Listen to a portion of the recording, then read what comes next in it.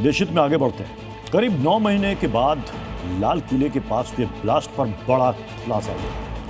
UNSC ने इस धमाके को लेकर अपनी एक रिपोर्ट में दावा किया है कि धमाके को आतंकवादी संगठन अल कायदा के गुट ने अंजाम दिया, जिसका नाम AQIS यानी कि अल कायदा इन द इंडियन सब कॉन्टिनेंट है, जो साउथ ईस्ट अफगानिस्तान में एक्टिव है। अब ऐसे में सवाल है कि तो क्या अल कायदा लाल किले तक आया था?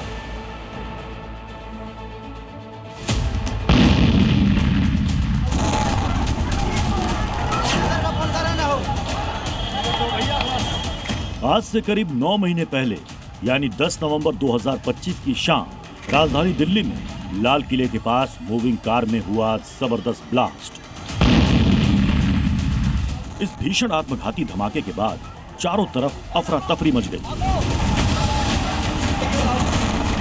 धमाके में 11 बेकसूर लोगों की मौत हो गई, जबकि दर्जनों लोग घायल हो गए। 9 महीने बाद खुलासा हुआ है कि लाल किले ब्लास्ट के पीछे अल कायदा का हाथ था। दिल्ली ब्लास्ट पर यह खुलासा हुआ है सीधे न्यूयॉर्क से। संयुक्त राष्ट्र सुरक्षा परिषद ने अपनी रिपोर्ट में दिल्ली ब्लास्ट को लेकर बहुत बड़ा दावा किया है। दावे के मुताबिक धमाके को अल कायदा से जुड़े संगठन ने अंजाम दिया था, जिसका नाम अल कायदा इन इंडियन सब कॉन्टिनेंट है। AQIS अल कायदा का दक्षिण एशिया में सक्रिय संगठन है, जिसे सितंबर 2014 में अल कायदा चीफ जवाहिरी ने बनाया। अल कायदा ने कई बार भारत पर हमले की धमकी दी है, भारत के खिलाफ जिहाद वाली साजिश की है, लेकिन ये पहली बार है जब सीधे तौर पर किसी धमाके में AQIS का हाथ सामने आया है। इस वक्त मैं मौजूद हूं लाल किले के ठीक सामने और यह वही लोकेशन है जहां पर कि नवंबर 2025 में धमाका हुआ था। और उसी खतरे को देखते हुए लगातार जो हमारी इंटेलिजेंस एजेंसियां हैं वो पहले से ज़्यादा अलर्ट हैं और इसी को लेकर के तमाम जो लाल किले के आसपास का तमाम जो एरिया है उसको लगातार सैनिटाइज किया जा रहा है। CCTV की मदद से नज़र रखी जा रही है ताकि आतंकी जो है अपने मंसूबों में कामयाब ना हो पाए। अब स्वतंत्रता दिवस को देखते हुए लाल किले की सुरक्षा चाक चौबंद कर दी गई है। NSG कमांडो की तैनाती के साथ लाल किले के आसपास पहले के मुकाबले ज्यादा CCTV कैमरे लगाए गए हैं। 10 नवंबर 2025 की शाम लाल किले के पास हुए आतंकी वारदात ने हर किसी को झकझोर दिया था।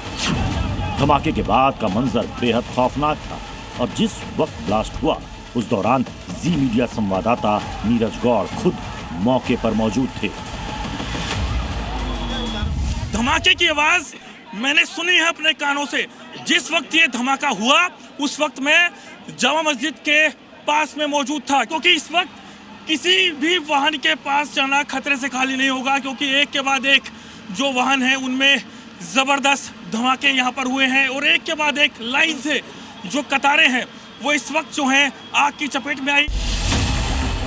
लाल किले के पास हुए ब्लास्ट पर यूएनएससी की ताजा रिपोर्ट ने NIA की जांच और दावों पर मुहर लगा दी है, क्योंकि मई 2026 में NIA ने 11 आरोपियों के खिलाफ 7,500 पेज की चार्जशीट दाखिल की। चार्जशीट में करीब 580 से ज्यादा गवाहों के बयान शामिल थे। चार्जशीट में NIA ने भी धमाके में AQIS का हाथ माना था। गौर करने वाली बात यह है कि इससे पहले यूएनएससी की 37वीं रिपोर्ट में एक सदस्य देश ने इस हमले के पीछे जैश ए मोहम्मद का हाथ बताया था और अब यूएनएससी की ताजा रिपोर्ट में अल कायदा के गुट AQIS को हमले का मास्टरमाइंड बताया गया है।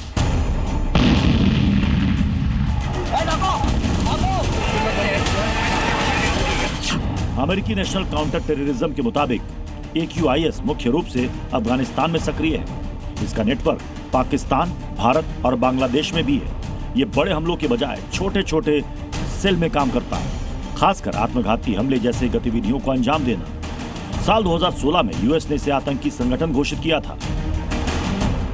हालांकि NIA ने अपनी शुरुआती जांच में यही आशंका जताई थी कि लाल किले के पास जो ब्लास्ट हुआ वो हाई इंटेंसिटी अटैक था और इसे AQIS ने अंजाम दिया।